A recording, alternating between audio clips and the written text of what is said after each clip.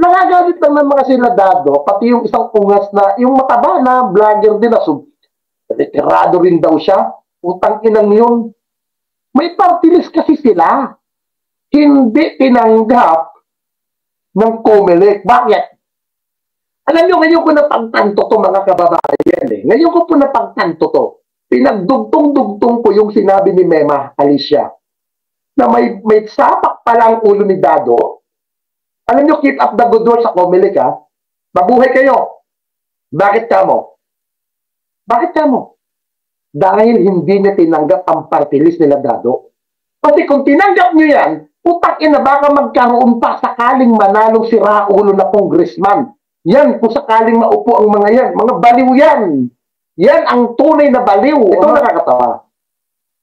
Alam mo, sir, ito may respeto kitang kupal ka. Kahit hindi ka nakarapat dapat na tawagin sir, isi-sir pa kita. Ha? Tatawagan kitang sir. Una-una, boss, o sir. Sa hindi mo nalalaman, Kapitan Dado, isa kang tanga. Oo. Isa kang bobo. Ha?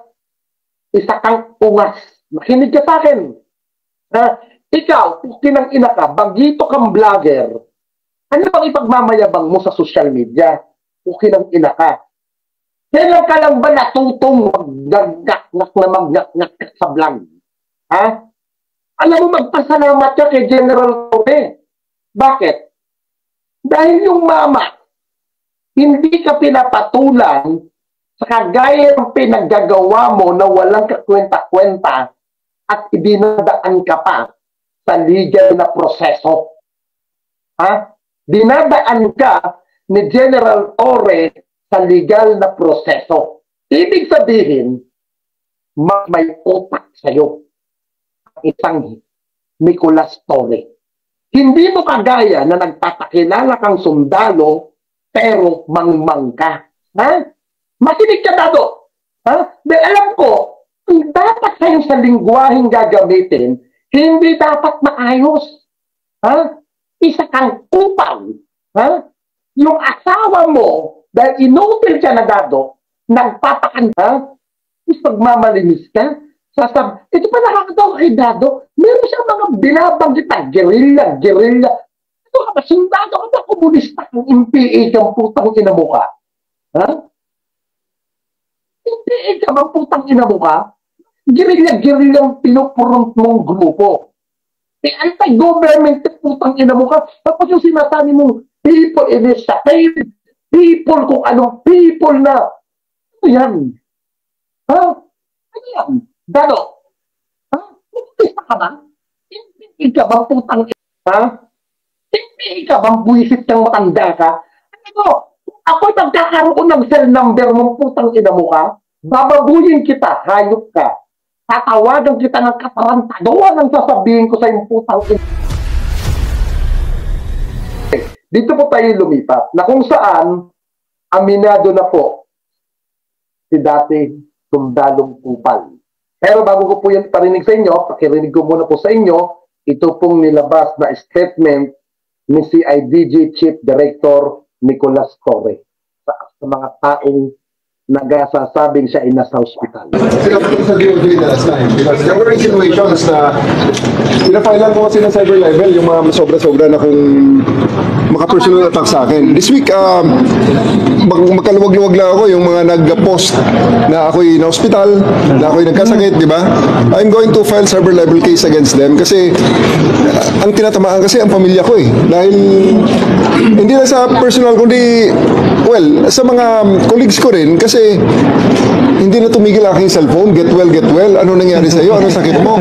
So it's really a foul, no? So, pero identify niyo, sir? Si Jason sa, at saka yung isang, nakalimutan ko yung isang vlogger din na, pero ang isang nakita ko, unang-unang nag-post nun si Jason sa.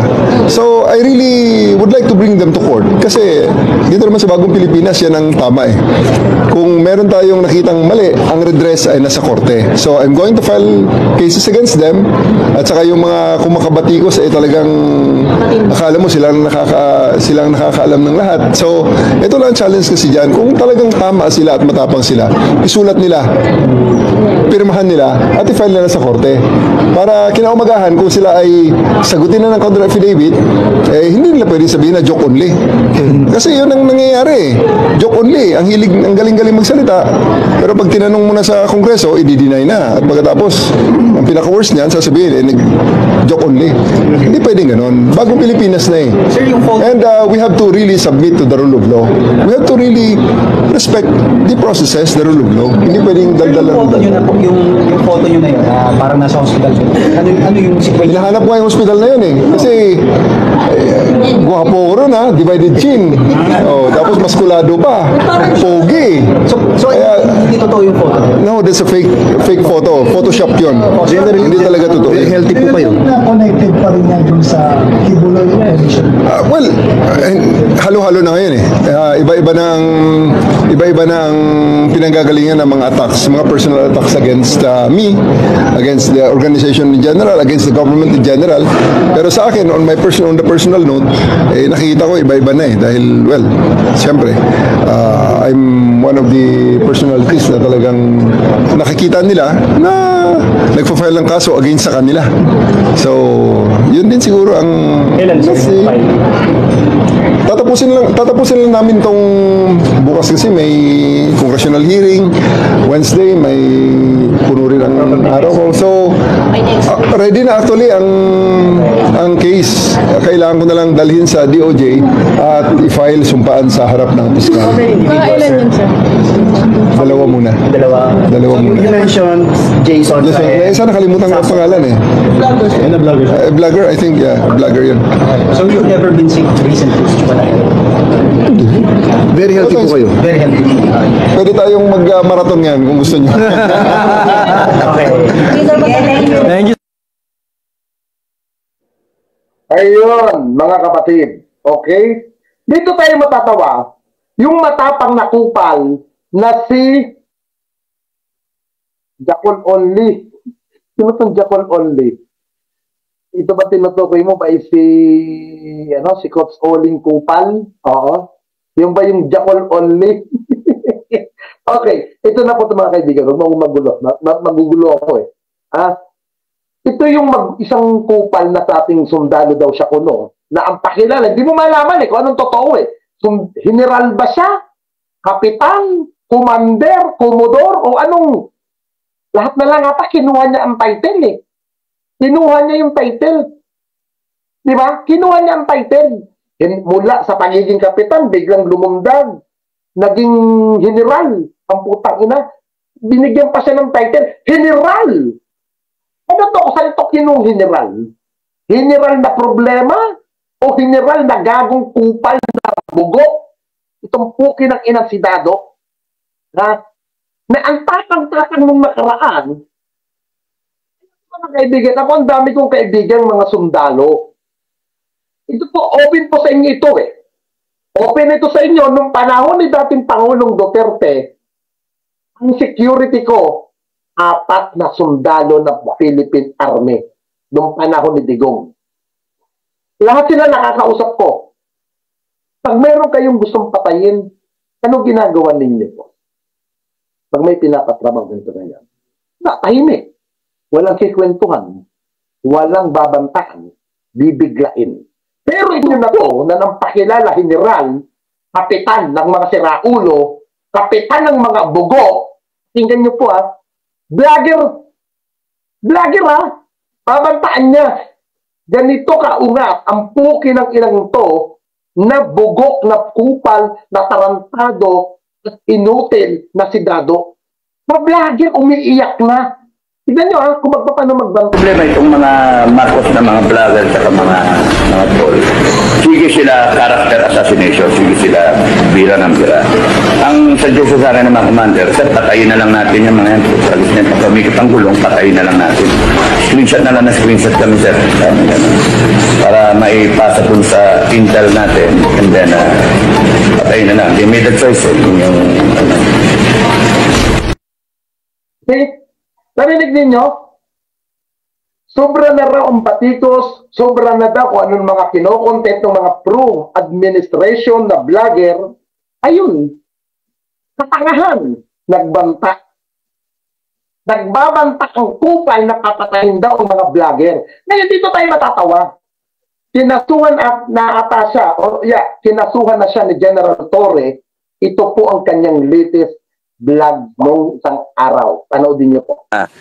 I decided to maintain silence para lumabas sa lungga yung mga kaaway. Kasi na-observe namin, I decided to maintain silence para lumabas sa lungga yung mga kaaway. Kasi talagang hirap ng internet connection natin. I decided to maintain silence. Bakit nagaganto to? I decided to maintain silence para lumabas sa lungga yung mga kaaway. Kasi na-observe namin, maraming pinapasok sa amin na sa grupo, sa FGF, itong administration, maraming nakipag-meet, maraming kumakabit. Tapos yun yung with the intent na i-monitor yung kilos namin, yung galaw namin, i-monitor yung aming mga intensyon. So, nagwi-weed out kami ng mga hindi ka nais-nais, no? So, ano lang, at least nalaman namin. Tsaka dumami yung troll. Tsaka vlogger na bumibira sa akin. Okay lang yon kasi screenshot na ng screenshot yung mga kasama, no? Screenshot ng screenshot. Pag umikot ang mundo, yari kayo. Yari talaga. Sabi ko na, kasi nagloloko yung ating internet, hindi siya mapanood, ang putang inang to. Ito sinabi ni Dado, nagtatago na temporary daw, nagtatago na daw siya dahil may naamoy na daw siya na may mga pumasok na daw na DFA sa kanilang organisasyon. Na kung saan may mga pumasok na daw na nag-i-espiya daw ng gobyerno sa kanilang samahan. At noon, may mga paratang siya kung ano ng mga pinagsasabi niya labang kay General Torre. Ito nakakatawa. Alam mo, sir, ito may respeto kitang kupal ka. Kahit hindi ka nakarapat dapat na tawagin sir, isi-sir pa kita. Tatawagan kitang sir. Una-una, boss, o sir, sa hindi mo nalalaman, Kapitan Dado, isa kang tanga. Oo. Isa kang bobo. Isa kang ungas. Makinig ka sa akin. Ikaw, kinang ina ka, bagito kang vlogger, ano bang ipagmamayabang mo sa social media? Kailan ka lang ba natutong mag-ngak-ngak na mag-ngak-ngak sa vlog? Alam mo, magpasalamat ka kay General Torre. Bakit? Dahil yung mama, hindi ka pinapatulan sa kagaya ng pinaggagawa mo na walang kakwenta-kwenta at idinadaan ka pa sa legal na proseso. Dinadaan ka ni General Torre sa legal na proseso. Ibig sabihin, may utak sa'yo. Isang Nicolas Torre. Hindi mo kagaya na nagpapakilala kang sundalo pero mangmang ka. Mangmang na bobo. Makinig ka. Makinig ka, Dado. Alam ko, dapat kayo sa lingwaheng gagamitin, hindi dapat maayos. Isa kang upang. Yung asawa mo, dahil inutil ka na, Dado, nagpapakanta, pagmamalinis ka, ito pa nakakatawa kay Dado, meron siyang mga binabanggit na guerrilla. Ito ka ba, sundado ka ba, komunista kang MPA kang putang ina mo ka? MPA ka bang putang ina mo ka? Guerrilla pinupurong mong grupo. Anti-government putang ina mo ka. Tapos yung sinasabi mong people initiative, people kung anong people na, ano yan? Ano yan? Dado, isa ka ba? Hindi ka bang putang ina mo ka? Hindi ka bang buwisit kang matanda ka? Ako'y magkakaroon ng cell number mong putang ina mo ka? Bababuyin kita, hayop ka. Tatawagan kita ng katarantaduan ang sasabihin ko sa yung putang ina mo. Ha? Naalala ko si dating Senator Antonio Trillanes. Ikaw ang gusto kong babuyin, pukin ng ina mo ka, Dado. Ha? Putang ina mo. Hindi ko na naman kung bakit putang ina mo ka eh. Ha? Ano? Ano sabi na, ano? Ano sabi nito nag-comment na to? Memol, power. Akala ko mental pa. Alam mo dito ito, di ba? May napanood ako na vlog Napanood ko sa vlog ni Mema Alicia. Alam mo, putang ina mo ka, kung totoong may record ka rin ng mental, kung ikaw patient ka ng mental, putang ina mo ka, ikinakahiya kita, buha ka ng ina mo ka. Ha? Putang ina mo ka, may record ka to sa mental Nalaman ko to kay Mema Ha? Hoy, regular ako nagpapacheck up, putang ina mo ka. Ikaw, putang ina mo ka. Anong kabilyon kang hayop ka? Nakita kita at magkasok. Kung totoo may record ka ng mental, putang ina mo ka. Susupitin kita sa loob ng Mandaluyong, putang ina mo ka. Kahit pareho tayong iisipin. Putang, matanda ka na, amoy lupa ka ng putang ina mo ka, Dado. Makinig ka sa akin. Ha? Putang ina mo ka, tigil-tigilan mo yung tabat ng bunganga mong hayop ka, ha? Putang ina mo ka, yan ang ibibigay ko sa'yo, putang ina mo ka, ipapalamon ko sa'yo yan. Putang ina mo ka, ha? Balasubas tong matandang to Kilala mo pa, dati kang sundalo. Kinang ina mo, ang sinasabi mo, sundalo ka?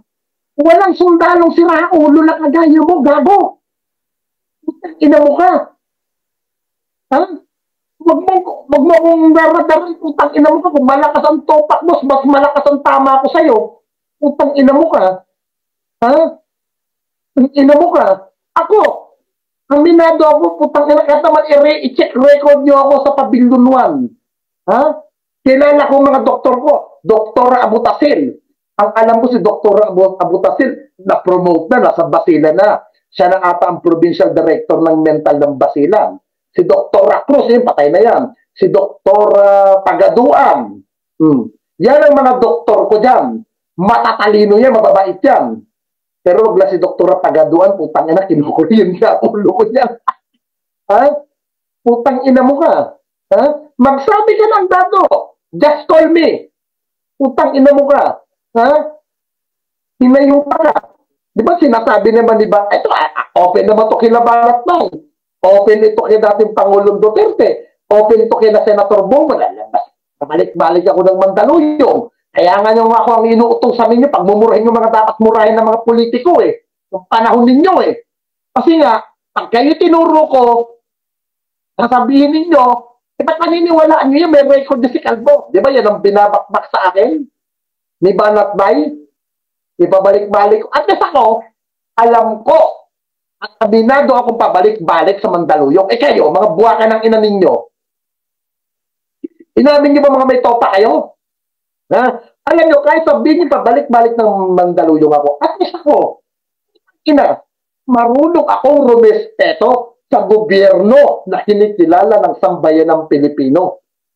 Gobyerno na inilagay at niluklok ng nakakarami. Kayo, sabihin nyo, matalino kayo, mga ano kayo. Huwag ng ina ninyo, umaasa lang kayo sa manifestation. Umaasa lang kayo sa mga palipad ng mga OFW na umaasa lang kayo ng mga patay gutom kayo. Huwag ng ina ninyo. Ha? Sasabihin nyo, makabayan kayo. Ito mga makabayan ang sinasabi nyo. Kung ano mga sinasabi, gerilya. Ito pakinggan na dito, putang, natatawa ako rito. Gerilya daw Ito, gerilya. Ako makulong ako. Kung pepekehin niyo yung kaso ko, kukulong niyo ako, okay lang, lalaya ako, buhay ako. Kayo, bitay kayo sa taong bayan because yung taong bayan mag-ano ng death penalty, magpapasa ng death penalty. In the event na yung taong bayan naglabasan niya sa kalsada en masse, and pumanig yung armed forces at yung PNP kasi no choice ang AFP at PNP. Because kung hindi sila gagalaw, they will face the challenge of obsolescence. Ilang vlog ko na in-explain yan. Ma-obsolete kayo because nasa taong bayan yung kapangyarihan. Intindihin nyo ha? Yung nakikinig. Nasa taong bayan yung kapangyarihan. Hindi pwede na kayo masunod AFP. Tao kayo ng taong bayan. Pinapasweldoan kayo ng taong bayan. O ayan, inciting na naman. Sige, kaso kayo ng kaso, okay lang. Bato nyo sa akin lahat. You are weaponizing the Revised Penal Code, all Philippine laws, and the Constitution against me, against the Filipino people. And that should end. Hindi na pwede yung playbook ninyo na ginawa nyo kay Bantag. Bababa si Bantag. Bababa yan. Bantag. DG Bantag. Manda ka. Pagka ito, nagsabay-sabay, sumama ka, bumaba ka, bigyan ka namin ng safe conduct pass. Bigyan ka ng PNP ng safe conduct pass. Tebes, bumaba ka. Bigyan ka rin ng safe conduct pass. Lumabas kayo. Pero walang promise ng ng posisyon Gagawin nyo lang to para sa taong bayan, Narinig niyo yung sinabi niya? Lalabas daw si Bantag. O, General Torre, mukhang alam niya kung saan nagtatago si General Bantag. Di ba? Putang ina, nakalimutan na kasi Bantag. Naghanap ka pa ng kakampi. Putang ina mo ba? Siguro ako si Bantag, babanggitin mo pangalan ko. Putang ina mo, ginamit mo ba pangalan ko Imbis na kalimutan ako, pinaalala mo pa. Pero ang totoo, hindi tinanggap sa pagkasundalo. Ayun, galit na galit. Ha? Utang ina mo ka, wag mong bababuyin ang kapulisan. Utang ina mo ka. Vlogger ka mo, di ba? Wag mong pakialaman ang kapulisan. Kung galit ka sa pulis, piliin mo yung bibisitin mo, yung tarantado. Pero kung ang isang kagaya ni General Torre, ginagampanan ang trabaho, ginagawa ang tungkulin, utang ina mo ka. Trabaho ni General Torre yan. Ha? Wala kang karapatan na mag-aatungal pukin ng ina mo ka. Dahil ako ang pupukpuk sa ulo mo. Hayop ka. Ang ina mo ka. Ha? Hindi ka na pinapatulan ng mama kung ano namang pinagpupuda mo. Lalo na yung isa pang matandang hindi pa na-high blood, yung matamang mukhang hubuputamos. Pukin ng inang yun. Commander ka pang nalalaman. Putang ina mo ka. Kahit NPA, di niya tatanggapin, bawal doon ang walang isip. Diba? Ina mo, sundalo ka pa. Ina mo ka, may mga kamag-anak akong sundalo, gago. Ina mo, kasi nakagalit lang ng mga sinadado, pati yung isang ungas na, yung mataba na vlogger din na, retirado rin daw siya. Utang inang yun. May party list kasi sila.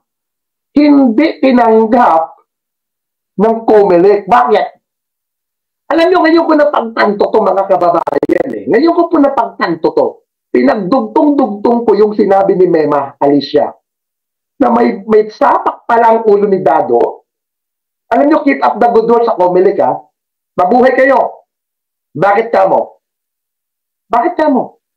Dahil hindi niya tinanggap ang party list nila Dado. Kasi kung tinanggap nyo yan, utak ina, baka magkaroon pa sakaling manalong si Raulo na congressman. Yan, kung sakaling maupo ang mga yan. Mga baliw yan. Yan ang tunay na baliw, kaibigan. Dito, balikan ko to sa mga sinasabi ng mga vlogger na ang gagaling bumakbak sa administrasyon, ang gagaling magsalita. Pero, utang ina ninyo, mas talo pa kayo ng mga sinasabi ng baliw sa Mandaluyong. At least yung sinasabi nyo, sinasabi niya, pabalik-balik ng Mandaluyong ako, talo ko pa kayo Bakit? Ako marunong ako rumespeto sa gobyernong nakaupo. Dahil nga sinasabi ng Diyos, hinirang ko, ako ang pumili, ako ang naglagay sa gobyerno at sa pamahalaan, pasakop kayo, irespeto ninyo. Ayun mga patitino, putang ina ninyo, di kayo marunong rumespeto sa salita ng Diyos, kung di ba kayo mga tagat-kupal, mga gago? Ang ina ninyo, sinuportahan natin si Duterte, na yun mas malasubas ang bunganga noon, palamura. Sabihin niyo, matitino, putang ina naman ninyo. Again, Pagod na ako. Magandang gabi po sa inyong lahat. We love you to all. Abangan nyo bukas. Tayo awa at tulong ng Diyos. Makakapag-vlog tayo. Pag hindi tayo busy tomorrow, mahalin natin ang ating bansa. Tulungan natin, ito mga kababayan, tulungan natin ang ating mga kapulisan. Suportahan natin ang gobyerno. Kasi ang mga kapulisan po, hindi po yan si Superman, hindi si Batman. Tulungan po natin ang kapulisan. Walang tutulong sa atin kung hindi tayo rin mga Pilipino. Para lahat ng masasamang loobin, mahuli at mapanagot ng alagad ng batas, kailangan po tayo ng kapulisan. Suportahan natin ang kapulisan. Magandang gabi po. Tama lang yun, kasuhan itong si Dadong Kupal ni General Torre dahil nga po sa kanyang katarantaduhan at sa kanyang pambubulastog sa ating general. Hindi mo dapat binabastos yan. Nagtatrabaho ng tama yan. Hindi yan gumagawa ng masama. Bagkus tinutupad niya ang mandato na ibinigay sa kanya ng kanyang trabaho. Hinuli niya yung mga kriminal. Masama ba yun? Masama bang huli ng isang manyakol na nambubulog ng pastoral gabi-gabi at pinapamigay pa sa kanyang mga kaibigan? Pinapatikim sa kanyang mga kaututang dila na mga high official? Di ba dapat lang talaga na mahuli yan? Etong si Dado na turingang dating taong gobyerno, ngayon po utak kriminal na at kumakampi na po sa mga kriminal. Doon pa lang sa kumampi ka sa kriminal may mali na doon. Tapos ipipilit mo pa na tama kayo. 40 million kayo, Dado. Punta ka nga ng EDSA, papuntahin mo nga lahat ng mga kasama mo sa Filipino Gunggong Forces diyan sa Luneta, mag-rally kayo. Pakita nyo yung 40 million na membro nyo. Kahit na nga lang 10 million na member nyo, marami pa kayo sa iglesia. Yun nga, grupo ni Kibulok. Davao na yun. Ilang piraso lang sila. Lalo sa Maynila, nilalangaw ang kanilang mga rally. Milyon-milyon daw sila. Kaya ikaw, Dado, ilabas mo ang tapang mo doon sa korte. Buti nga sa'yo. Puro ka kasi bunganga, wala ka namang gawa. Puro ka tapang-tapangan. Puro ka pang da-down. Puro ka paninira sa Pangulo at sa PNP, sa AFP. Wala nga sumusuporta sa'yo. Pumunta ka nga ng EDSA, di ba? Ilang piraso lang kayo. Naku, bogo ka talaga. Ayun naman pala. Naku, hindi pala tinanggap ng COMELEC ang FGF ni Dadong Kupal. Yung FGF kasi ay Filipino Gunggong Forces. Samahan ng mga gunggong na mga tinanggal sa serbisyo at mga hindi umabot sa retiring age. Yung hindi 56, yung hanggang 60 o 60 plus, ganyan. Kasi nga, ito yung mga pulpol. Ito yung mga bulok na kamate sa AFP. Naku po, kaya naman pala gigil na gigil si Dado sa ating gobyerno. Kaya pala, at dumagdag pa itong si Metran na isa ding kumag na mga, yung mga kulang-kulang. Mabuti pa talaga, alam niyo sa totoo lang, mas may bearing pa itong si Nino Barsaga kaysa dito kila Dado. Kasi alam niyo po, si Nino Barsaga, ito ang buhay na saksi sa mga katarantaduhan ni Digong. Itong si Ladado, sumakay lang naman sa issue yan. Kasi nga, hindi sila napagbibigyan o hindi nila kumbaga hindi napagbibigyan, hindi nasusunod yung mga kagustuhan nila. Ang gusto nila sila mamuno, ang gusto nila sila ang maghari-harian. Binanggit pa si Tebes, kaya itong si Bantag. Sino ka para sabihan mo na ang PNP ay magbibigay ng pass dito sa mga tao na ito ay wanted nga yan ganyan po kakupal yang si Dado, ganyan po kabobot kahinang mag-isip. Akala mo kung sinong matapang, magtatago lang din naman pala. Kapag dinemanda ni General Torre, magtatago. Nasa natapang mo, Dado? Ngayon, Di ba? Ilabas nyo, tapang nyo sa proper forum. Hindi yung puro kay bunganga sa SOCMED, para kayong si Bato. Tapang-tapangan sa SOCMED, pero pag pinatawag ng Quadcom, duwag.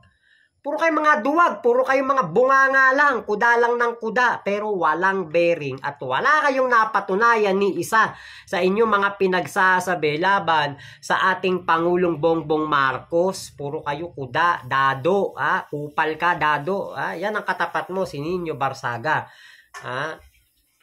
Napaka-kupal mo kasi. So, yun lamang po. Maraming salamat sa pagsama nyo dito sa aking vlog na ito. Ingat po kayo. Nasa mang panig kayo ng mundo. Mama chup chup. Love you, love you. God bless us all, Pilipinas.